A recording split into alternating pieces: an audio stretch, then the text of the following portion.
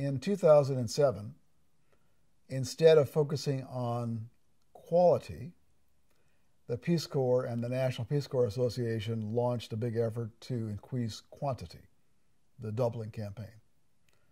And they got Obama to agree to double the size of the Peace Corps, double the number of volunteers. And that became a big push, especially in 2009. Paul and I think that increasing the quantity will adversely affect the already poor quality. So we were leading opponents of the doubling campaign. Now, the doubling campaign was based upon several ideas. One was that there were, quote, 20 countries, unquote, that were shovel-ready for the Peace Corps, where the Peace Corps could launch new programs as part of the expansion. So we filed a Freedom of Information Act request for the list of 20 countries. They were referring to it publicly, and we thought we had a right to see whether the list actually exists. And they wouldn't give us the list, and I believe that the list doesn't exist. I think the 20-country idea was fabricated. Then they argued that there was a huge surplus in applicants who could be available to go serve in all of these new posts overseas. So we filed a FOIA request, and we asked, how many volunteers who survive the medical screening process are invited to training?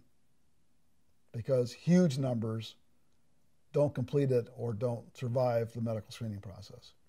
And they came back and said 97% in 1 year and 98% in the other year of the applicants who survived the medical screening process were invited to training, which means that there was no surplus of applicants. So had they been able to double the number of slots, they didn't have the countries and they didn't have the applicants. Now, fortunately, the budget crash has destroyed the doubling campaign, but the fact and that it's not going to be pursued, and the Peace Corps is probably going to face some cutbacks. But in the first year, they got a big bump up in their budget, so they expanded the number of volunteers by 1,000. And then they were on a limb, and the limb was cut off, and then they had to reduce the number of offers the next year by 1,000 in order to sustain the first group during their second year of service. So it was a management nightmare that they went out on a limb and expanded by 1,000, because then they had to cut back by 1,000 the next year to sustain those people.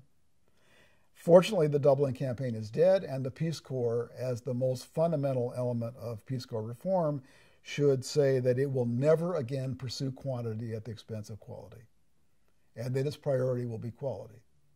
And if that means that they must shutter the worst managed programs in the worst managed countries, then they should do that. If they reduce the number of volunteers to a number that they can use productively, then that would be best.